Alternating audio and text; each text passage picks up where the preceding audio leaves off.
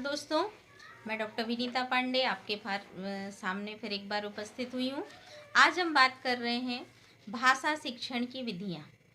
भाषा शिक्षण की जो विधियाँ होती हैं वो हमने पिछले वीडियो में चर्चा की थी कि आपके कौशल कौन से होते हैं, फिर हम उनको किस प्रकार से पढ़ाएं। अब आज हम बात करते हैं कि भाषा शिक्षण में कौन कौन सी विधियाँ प्रयोग की जाती हैं। तो यदि हम देखें तो भाषा शिक्षण की विधि में एक विधि होती है आपकी ध्वनि साम्य विधि। ध्वनि साम्य विधि जो होती है उसका प्रयोग सुनने और बोलने की योग्यता और कौशल के विकास के लिए किया जाता है। इसमें हम क्या करते हैं कि शुद्ध और स्पष्ट उच्चारण, उचित लय, स्वराघात और बलाघात, मतलब कब कहाँ हमें रुकना है, कौन से शब्द को हमें तेज बोलना है, कौन से शब्द को हमें धीमा बोलना है, इनके साथ हम ध्वनियों को बोलने का प्रयास करते हैं। फिर हम देखें तो व्यतिरेकी ध्वनियों में अंतर करना भी हम इसी के माध्यम से सीखते हैं। जैसे उदाहरण के लिए हम देखते हैं कि बच्चा जब हम बोलते हैं तो वो सुनता है और फिर वो उसी प्रकार से बात करने की कोशिश करता है। जैसे अगर हम शब्दों को देखें तो चल ले, कल ले, भैया, गैया, मैया, मात्राओं का जो विशेष ध्यान है, कहाँ हमें अधिक जोर देना है, कहाँ हमें कम बोलना है, ये सारी चीज़ें जो हैं वो ध्वनि साम्य विधि के अंतर्गत आती है। दूसरी विधि हम देखते हैं वो है आपकी सुनो और बोलो विधि। ये प्राथमिक स्तर पर और माध्यमिक स्तर पर बहुत अधिक प्रयोग की जाती है।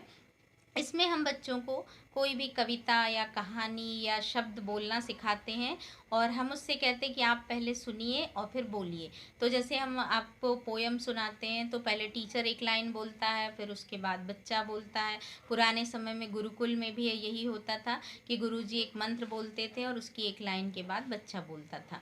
तो ये भाषा शिक्षण में सुनो और बोलो विधि जो है वो बहुत ही उपयोगी है। इसमें सबसे बड़ी बात, इसकी विशेषता ये है कि इसमें प्रवाह, स्पष्टता, उच्चता, दीर्घता और बलाघात, विराम चिन्ह अभिव्यक्त करने की क्षमता जो है वो आसानी से आती है, जो लेखन में नहीं आती। फिर हम देखते हैं तो न्यूनतम शब्द युग्म विधि आती है भाषा शिक्षण में। ये छोटी कक्षाओं में शिक्षण प्रदान करने के लिए की जाती है। इसमें बालक को कम से कम शब्दों का प्रयोग करते हुए भाषा का ज्ञान देते हैं। जैसे आपने देखा, हम उसको ही कहते जय उठ घर चल, इस तरह की जो दो दो लाइन के जो बिना मात्रा के शब्द, दीदी आई, मिठाई लाई, तो इस तरह के जो दो दो शब्द होते हैं हम उनको मिला करके बोलना सीखते हैं और सिखाते हैं। तो न्यूनतम शब्द युग्म विधि जो है कि हम थोड़े थोड़े शब्दों का युग्म बनाते हैं और उसके बाद उसको सिखाते हैं। अब आती है आपकी डाल्टन की पद्धति, जिसमें आपका विश्लेषण होता है। तो विश्लेषण विधि में हम क्या करते हैं कि बच्चे को कोई भी चीज़ बताते हैं, थोड़ा बताते हैं और फिर उसके बाद उसको विश्लेषण करने को कहते हैं। जैसे हम बच्चे से कहते हैं कि आप 5 लाइनें गाय के ऊपर लिखिए, गाय का निबंध लिखिए, या अपनी माता या पिता के ऊपर आप उनके बारे में 5 शब्द लिखिए या 5 वाक्य लिखिए। तो इस तरह की जो चीज़ें हैं वो हम इस विधि में करते हैं। और एक विधि होती है प्रोजेक्ट पद्धति विधि, जिसमें हम किसी छोटे छोटे जो बच्चे होते हैं हमारे, हम उनको कोई भी एक समस्या दे देते हैं और फिर कहते हैं कि आप उस पर काम कीजिए।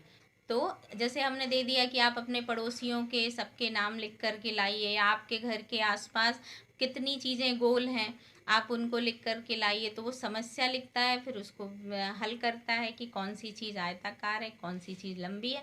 तो इस तरह से वो करता है। तो ये आपकी प्रोजेक्ट विधि हो गई। अब ये विधियाँ जो हैं इसके साथ हमारी प्रश्नोत्तर विधि होती है, वाद विवाद विधि होती है और व्याख्यान विधि होती है।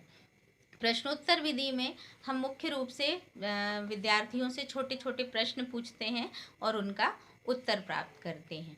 व्याख्यान विधि में हम किसी भी विषय को की व्याख्या करते हैं। और परिचर्चा विधि भी इसी का एक रूप होती है, जिसमें हम बच्चों से भी पूछते हैं और स्वयं भी बताते हैं। तो ये आपकी व्याख्यान विधि हो गई। तो इस तरह से जो विधियाँ होती हैं भाषा शिक्षण की, वो ऐसे प्रयोग की जाती हैं कि उनसे हम कठिन शब्द पूछते हैं, फिर उसका जब बच्चों को सही अर्थ नहीं पता होता है तो शिक्षक उसको सही अर्थ बताता है। तो आपकी ध्वनि साम्य विधि, सुनो और बोलो विधि, आपकी प्रोजेक्ट पद्धति और न्यूनतम शब्द युग्म विधि और आपकी प्रश्नोत्तर विधि, व्याख्यान विधि, कथोपकथन विधि, तो ये सारी जो विधियाँ होती है वो भाषा शिक्षण में उपयोगी होती हैं और उच्च शिक्षा में इन्हीं विधियों का और भी विस्तृत रूप देखने को हमें मिलता है। नमस्कार।